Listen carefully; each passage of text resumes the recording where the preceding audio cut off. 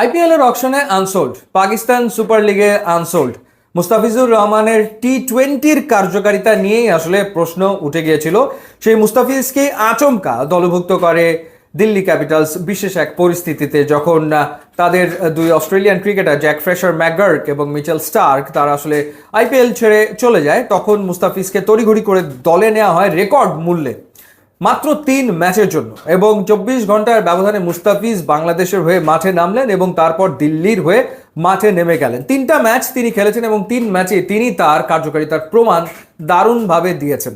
So এই 3 ম্যাচে তিনি উইকেট নিয়েছেন 4টা। লাস্ট যে ম্যাচটা পাঞ্জাবের বিপক্ষে তিনি খেললেন, সেই ম্যাচে তিনি তিনটা উইকেট নিয়েছেন। ইনফ্যাক্ট উইকেটের সংখ্যা 4 হতে পারত। একেবারে শেষ বলে যদি স্টয়নিজের ক্যাচটা মুস্তাফিজ না ফেলতেন তাহলে উইকেট হয়ে যেত 4টা।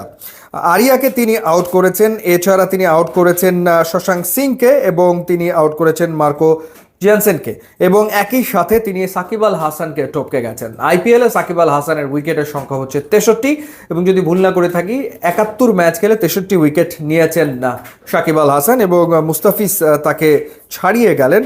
মুস্তাফিজের ঠিক এই মুহূর্তে আইপিএলে উইকেটের সংখ্যা হচ্ছে 65। 60 ম্যাচে 65 উইকেট।